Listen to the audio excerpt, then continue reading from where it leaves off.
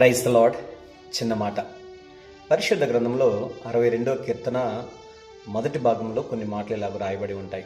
ఆ పాఠ్య భాగం అంతా చదివితే, నా ప్రాణమా యెహోవాను నమ్ముకొనుము, ఆయనే రక్షణకు కారణము, ఆయనే మనకు ఆశ్రయదుర్గము అని చెప్పి ఒక భక్తుడు చెప్తూ ఉన్నాడు.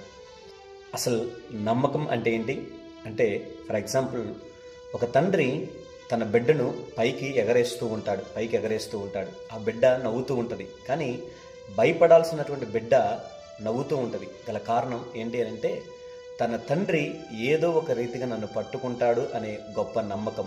తన తండ్రి చేతిలో నాకు నిత్యముగా కాపుదల ఉంది అన్నది అది నమ్మకం.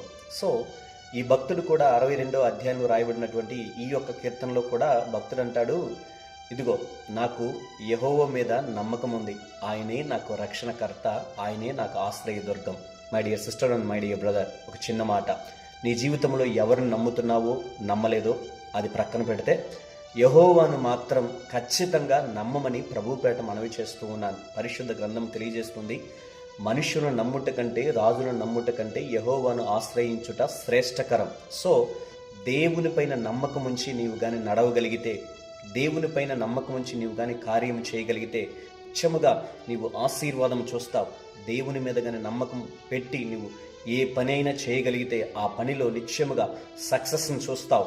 ఆ పనిలో నీవు దీవెన చూస్తావు. ఒకవేళ నీ కుటుంబం దేవుని నమ్మటం లేదా, నీ పిల్లలు దేవుని నమ్మటం లేదా, ఇది మొదలుకొని దేవునిపైన నమ్మకం పెట్టి వారిని దేవుని నమ్మమని ప్రభువు పేరిట మనవి చేయమని మీకు చిన్న సలహా ఇస్తూ ఉన్నాను. అట్టి కృపా సమాధానములు నా దేవుడు మన 50 మందికి దయచేయునుగాక. Amen, amen.